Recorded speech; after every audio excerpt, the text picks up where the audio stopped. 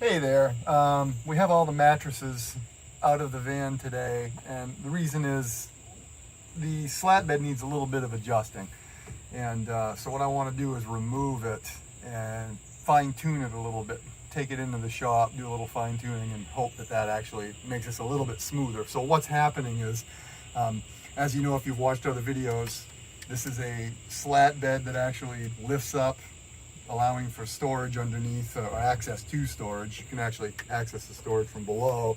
When we want to go into bed mode from sofa mode, we basically just extend the slats out, and for the most part it actually functions pretty smoothly, but I want to fine tune so it actually is a little bit smoother on the extending. And then when you push it back in, this is really where it needs adjusting. You gotta kind of just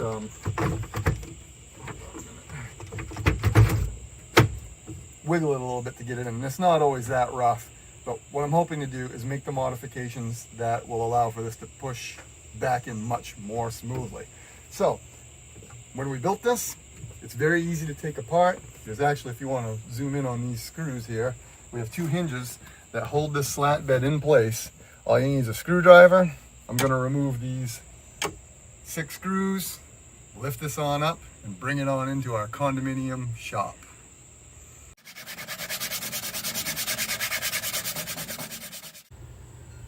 All right, so I've done some adjusting to this, put it back together, and we're going to test it.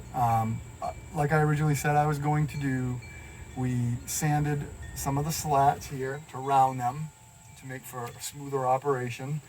Another thing I actually ended up doing when you open this up is I just, on a runner we have in here, I added, this is just a runner that we have that keeps the runner bumps on it.